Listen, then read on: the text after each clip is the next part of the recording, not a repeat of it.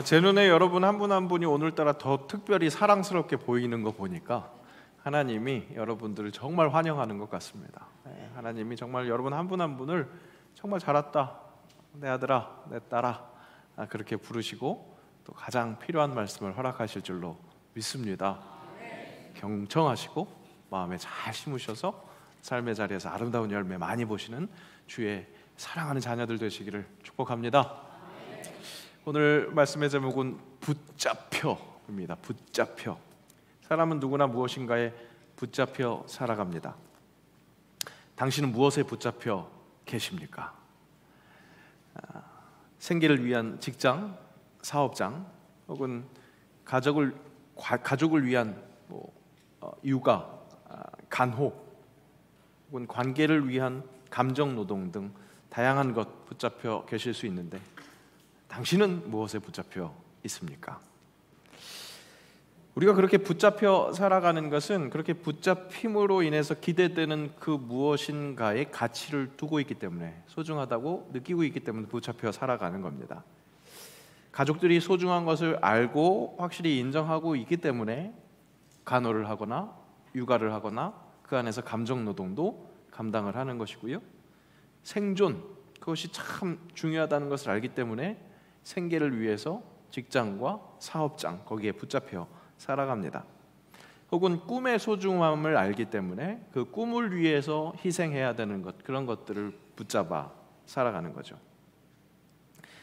인생의 별 의미를 찾지 못해서 죽지 못해 살고 있습니다 하는 사람도 어쨌든 죽지 못해서 살아야 되니까 일상을 붙잡혀서 살아가는 그런 모습이라고 할 수 있겠습니다.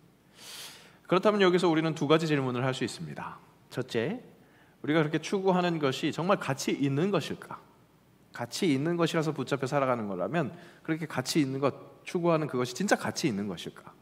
그런 질문이 있을 수 있고, 둘째, 그 가치를 위해서 붙잡혀 있는 것, 그렇게 붙잡혀 있음으로 진짜 그 가치를 누릴 수 있겠는가? 정말 얻고 살아갈 수 있겠는가? 그런 질문이 생긴다는 겁니다.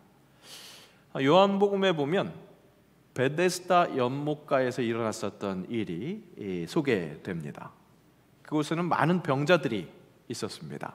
이유는 그 연못이 한 번씩 물이 출렁일 때가 있는데 그때가 천사들이 내려와서 그렇게 물을 요동케 하는 것이고, 바로 그때 가장 먼저 그 물에 들어가면 치유를 받을 수 있다라는 믿음이 있었기 때문에 그렇습니다.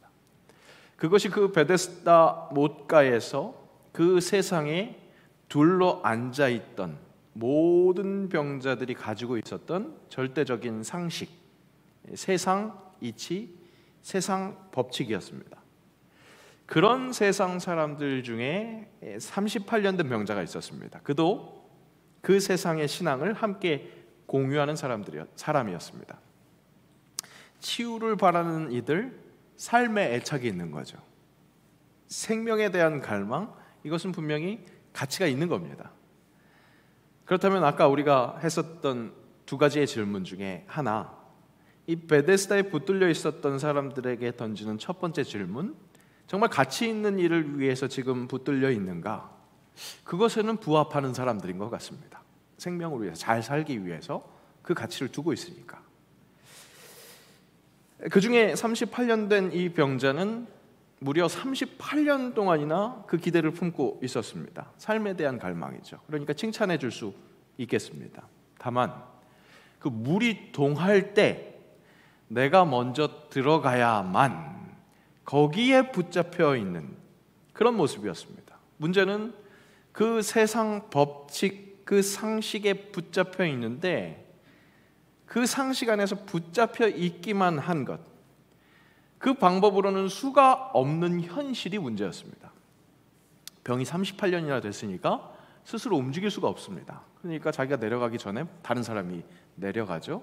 그렇다고 자신을 들어다가 그 물에 풍덩 빠뜨려 줄 수 있는 사람, 그런 던져줄 사람도 없습니다.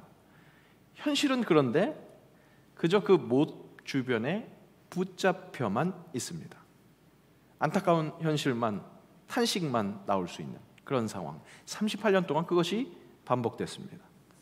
그러니까 그는 하나님의 아들 예수님이 자신을 찾아오셨는데 내가 낫고자 하느냐?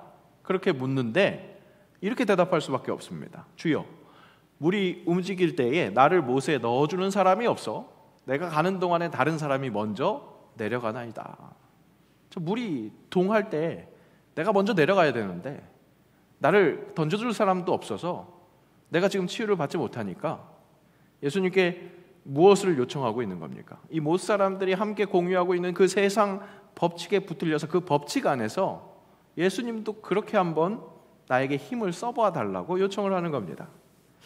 예수, 당신이 나를 위해서 기다리고 있다가 물이 동할 때 나를 던져주든지 아니면 제자들 시켜서라도 그렇게 내가 이 법칙 안에서 치유를 받을 수 있도록, 해결이 될 수 있도록 그렇게 역사해 달라고, 내가 붙잡혀 있는 그 못의 법칙에 따라서 역사해 달라는 겁니다. 주의 전에 와서 간절함으로 기도할 것이 있는 여러분, 당신은 오늘 어떤 것에 가치를 두고 있어서, 그래서 그 붙잡혀 있는 것에 따라서 예수님도 그 안에서 능력을 발휘했으면 하는 마음을 가지고 계시는 것은 아닙니까? 주님, 내가 이것이 필요해요. 이렇게 해주셔야 돼요. 세상 돌아가는 법칙은 이렇거든요. 근데 이 법칙 안에서 내가 이런 지금 부족함이 있어요. 이것을 채워주셔야 내 문제가 해결돼요. 그렇게 기도하고 있는 것은 아닌가 한다는 겁니다. 우리는 사도행전의 계속되는 여정을 통해서 바울을 목격하고 있습니다. 이제 계속해서 바울의 선교 여정을 계속 따라가고 있는데, 바울은 세상의 뭇 사람들과 다른 모습을 보여주고 있습니다. 세상 법칙에서 벗어난 바울은 어디에 붙잡혀 있을까요? 오늘 사도행전을 쓰고 있는 누가는 그 바울의 확실하게 다름, 그것을 확인시켜주고 있습니다. 5절 말씀 함께 읽습니다. 실라와 디모데가 마게도냐로부터 내려오매 바울이 하나님의 말씀에 붙잡혀 유대인들에게 예수는 그리스도라 밝히 증언하니. 바울이 무엇에 붙잡혔다고요? 하나님의 말씀에 붙잡혀 있습니다. 이 말씀 참 묘한 게요, 말씀 읽는 것이 참 묘한 게 읽을 때마다 새롭게 다가오게 되는 것을 보게 됩니다. 오늘도 우리 설교하기 위해서 말씀을 다시 읽고 다시 읽는데, 그렇게 읽다가 저 노랗게 표시된 부분, 바울이 하나님의 말씀에 붙잡혀 유대인들에게, 이 부분만 마치 돋보기 된 것처럼 그렇게 제 눈에 들어왔습니다. 그리고 순간 붙잡혀 유대인들에게, 그것만 딱 눈에 들어오면서 바울이 유대인들에게 붙잡혀 있는 건가 하는 생각이 들었습니다. 오늘 지금 고린도 여정인데 고린도에서 바울 유대인들에게 붙잡힌 건가? 그렇게 생각이 들었습니다. 실제 복음을 들고 나선 이 바울의 여정에서 유대인들에게 겁박당하고 그렇게 결박당한 것, 익숙한 장면이죠. 그래서 그랬는지 이 성구도 그렇게 보였습니다. 사실 내용이 그렇지 않은데 그렇게 보였습니다. 하지만 바울은 유대인에게 붙잡힌 것이 아니라 말씀 그대로 하나님의 말씀에 붙잡혀 살아갔죠. 언뜻 보면 유대인들에게 붙잡혀 산 것 같은 그런 답답하기 짝이 없는 그런 삶이기도 했던 것 같습니다. 물론 분명 말씀에 붙잡혀 산 바울의 인생은 세상 기준으로 보자면 꽃길 가다가 가시밭길로 변화된 그런 모습이었습니다. 다소에 살던 로마 시민권자, 가말리엘 문화에서 수학한 엘리트, 낳은 지 8일 만에 할례를 받고 이스라엘 족속이고 베냐민 집하고 히브리인 중에 히브리인이고 율법으로는 바리새인, 유대 문화 안에서는 그야말로 금수저 배경으로 살고 있었던 바울이었습니다. 하지만 다메섹 도상에서 부활하신 예수님을 만나고 나서 그는 그리스도 예수를 전하는 선교 여정을 걸어야만 했고, 그 과정에서 겪게 되는 그런 고난, 고생은 정말 만만치 않았습니다. 고린도에 보내는 편지에 바울은 그 고생을 쭉 나열하는데요, 옥에 갇히기도 하고 매도 수없이 맞아서 죽을 뻔하기도 하고 태장 돌로 맞고 타고 가던 배가 파손하는 거 3번이나 겪고 모든 위험 속에서 먹지도 자지도 못하는 그야말로 배는 골고 춥고 헐벗은 그런 생활이었습니다. 분명 말씀에 붙잡혀 산 바울의 인생은 흔히들 이야기하는, 그러니까 죄송합니다, 막말로 개고생이었습니다. 하지만 하나님의 형상으로 지음받은 인간, 영혼을 사모하는 마음을 가진 존재, 그런 사람으로서 허락하신 말씀에 붙잡혀 사는 것이 정말 잘 사는 것임을 깨달은 바울은 이렇게 고백하죠. 빌립보에 보내는 편지에 이렇게 고백합니다. 함께 읽습니다. 또한 모든 것을 해로 여김은 내 주 그리스도 예수를 아는 지식이 가장 고상하기 때문이라. 내가 그를 위하여 모든 것을 잃어버리고 배설물로 여김은 그리스도를 얻고 그 안에서 발견되려 함이니 내가 가진 의는 율법에서 난 것이 아니요 오직 그리스도를 믿음으로 말미암은 것이니 곧 믿음으로 하나님께로부터 난 의라. 그리스도를 통해서 믿음으로 난 하나님의 의, 이것이 가장 소중한 것이기에, 고상한 것이기에, 제대로 살 수 있는 것이기에, 영혼을 살 수 있는 것이기에 그것을 붙들려고 나머지 것들을 버린 것, 그 전에 누리고 있었던 모든 것이 배설물이어서 버릴 수밖에 없었다, 그렇게 고백하는 바울입니다. 그러니까 그 모든 고난을 감수하면서 그리스도가 주 되심을 선포하러 다니는 겁니다. 약간은 미친 사람 같습니다. 도가 지나친 것 같습니다. 나는 따라갈 수 없는 어떤 선을 넘은 것 같은 그런 모습입니다. 믿지 않는 가정에서 부부 중에 한 분이 신앙생활을 하겠다고 나서면 그 나머지 한 분은 대체적으로 이런 반응을 보입니다. 강하게 반대를 하든지 아니면 유연하게 대처하더라도 교회에 너무 빠지면 안 돼? 주일날 예배만 드리면 되는 거야? 그렇게 단도리를 합니다. 왜냐? 너무 깊이 빠지면 사람 망친다고 여기기 때문에, 사람이 망한다고 생각하기 때문에 그렇습니다. 일편 맞는 부분이 있습니다. 왜? 건강하지 못한 신앙은 사람을 건강하게 하는 것이 아니라 생명력을 앗아갑니다. 이성을 잃게 하고 심한 경우 생명을 앗아갑니다. 하지만 그리스도를 제대로 믿는 신앙은 결코 이성을 잃게 하지 않습니다. 그리스도교 신앙을 생활을 열심히 한다고 생각하시는 분들도 가끔 오해하시는 분들이 계십니다. 정말 신앙에 잘 붙들려 살아서 성령의 충만함을 받으면 이 성령의 충만이 마치 술 취함과 비슷하게 이성을 잃고 종교적인 황홀감에 빠지는 그 상태다, 그것으로만 오해하는 경우가 종종 있다는 겁니다. 하지만 그렇게 오해하고 있는 그리스도인들을 로이드 존슨은 술 취함과 성령의 역사를 비교하면서 지도해 주는 것을 볼 수 있습니다. 자, 잘 보십시오. 술은 억제제이다. 우선 두뇌에 있는 모든 것의 최중심부를 억제한다. 보통 술은 뭔가 사람을 릴렉스하게 시킬 것 같은데 오히려 반대로 얘기하는 거죠. 억제한다는 겁니다. 모든 것을 억제한다. 사람에게 자제력, 지혜, 이해력, 분별력, 판단력, 몸의 균형, 사물에 대한 평가력을 제공해주는 모든 것을 억제한다는 겁니다. 우리가 뭔가 몸에서 자연스럽게 돌아갈 순환을 오히려 막는다는 거죠. 그러나 성령은 정반대의 일을 행한다.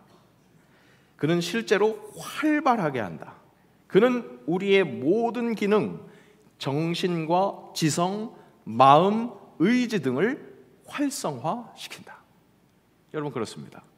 그리스도의 신앙, 그것을 가능하게 하는 말씀에 붙잡혀 사는 것은, 그렇게 성령의 충만으로 사는 것은 지으신 그대로 회복되는, 인간의 모든 기능을 제대로 발휘시키는, 활성화시키는 법입니다. 여러분, 오해하지 마십시오. 이성을 마비시키는 것이 아닙니다. 우리의 신앙은 어디까지나 하나님이 만드신 대로 모든 기능이 제대로 돌아갈 수 있도록 활성화시킨다는 것. 성령의 충만이 임하게 하는 말씀에 붙잡혀 사는 삶은 그렇게 우리를 건강하게 제대로 살 수 있게 만든다는 사실입니다. 바울은 비록 몸이 고날지라도 말씀에 붙잡혀서 예수가 그리스도이심을 고백했습니다. 가는 곳마다 그러니까 대적하는 사람들이 있었습니다. 오늘도 고린도에서도 마찬가지로 대적들이 바울을 비방했습니다. 그러니까 충분히 위축될 수 있었습니다. 저들의 비방처럼 내가 혹 미련하게 지금 엉뚱하게 살아가고 있는 것은 아닐까? 두려움이 엄습할 수 있었습니다. 그냥 좀 더 많은 사람들이 상식으로 여기는 것처럼 베데스다 연못가에서 물이 동하기를 기다리는 것, 그런 것처럼 그렇게 사는 것이 맞는 것일까? 혼란스러울 수도 있었을 겁니다. 그런데 바로 그때 주님께서는 위로하십니다. 또한 독려하십니다. 9절 말씀 함께 읽습니다. 밤에 주께서 환상 가운데 바울에게 말씀하시되 두려워하지 말며 침묵하지 말고 말하라 분부하십니다. 새영광교회 목회자인 나는 하나님이 주시는 마음을 품고 있습니다. 여기에 모인 모든 새영광인들 모두가 한 사람도 빠짐없이 예수를 세상 법칙 중에 하나로 인식하지 않기를 바라는 마음을 가지고 있습니다. 세상 모든 사람들이 믿고 있는 물이 동할 때 내가 치유받을 수 있다는 그 세상 상식에 붙잡히지 않고 자유할 수 있기를 바랍니다. 주의 전에 나와서 예수님, 그저 그 물에 저를 넣어주세요, 그렇게 간구하지 않기를 바랍니다.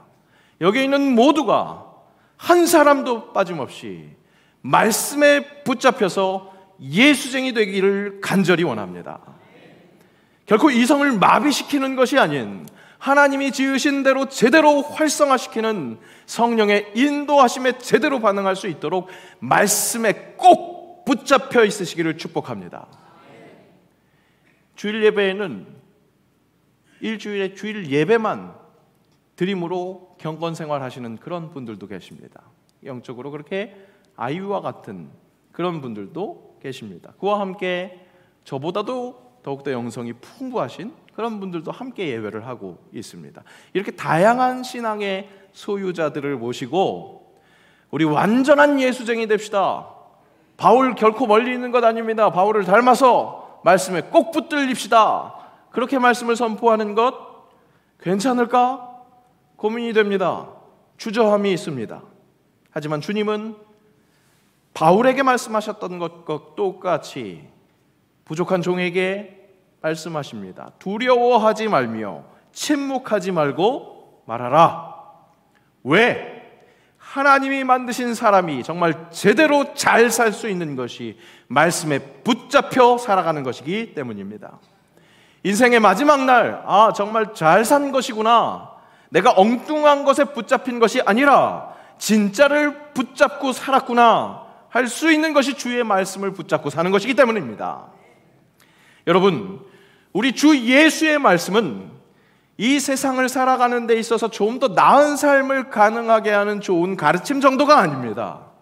달 때는 삼키고 쓸 때는 뱉을 수 있는 선택의 문제가 아니라는 겁니다.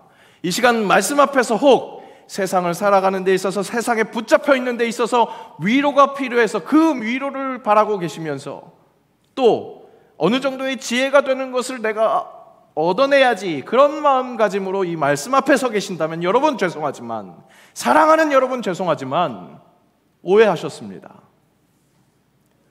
예수는 그리스도이십니다.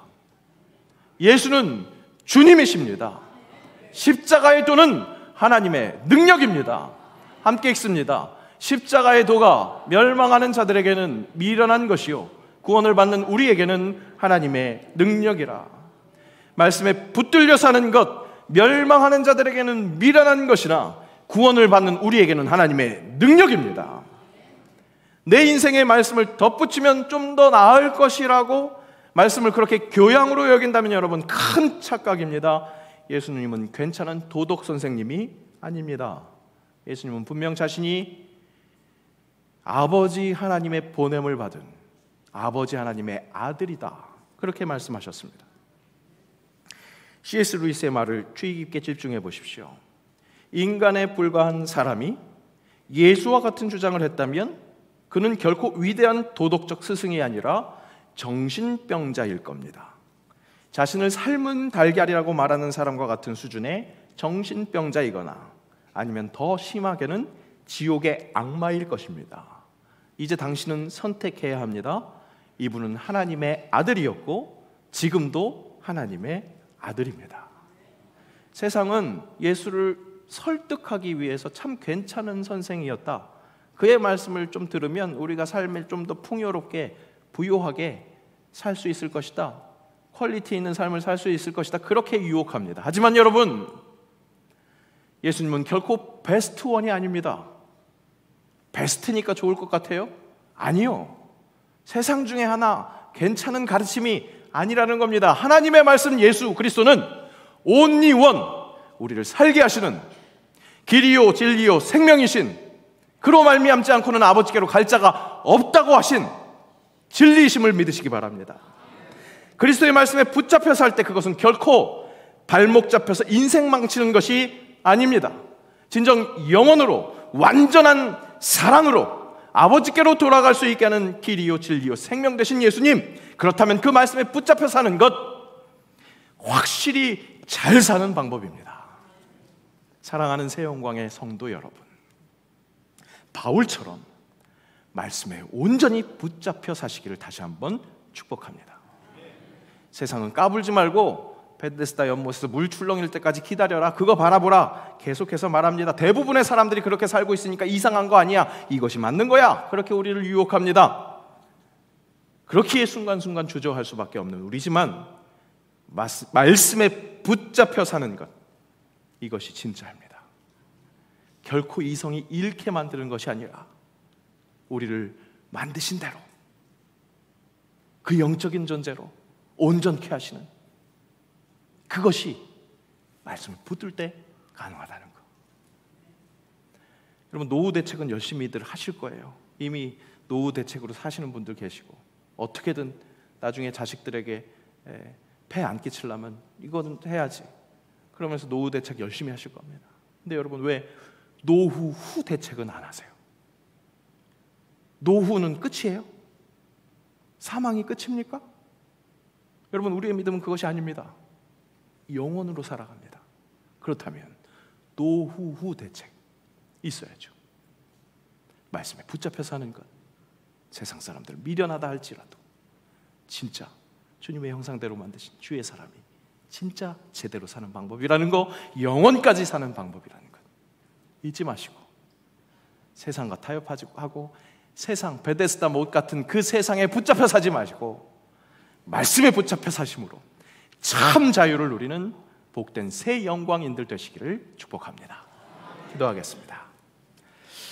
무엇에 붙잡혀 살아가는지, 붙잡혀 있는 것에 소망이 있는 것인지 다시 돌아봅니다. 주님, 말씀에 붙잡혀 살아간 바울의 인생이 복된 것이었다는 것, 성경의 2000년 역사가 증명했지만 주님 다시 오는 그날 더욱 확실하게 경험될 것을 믿으며 말씀에 붙잡혀 살아가게 하옵소서.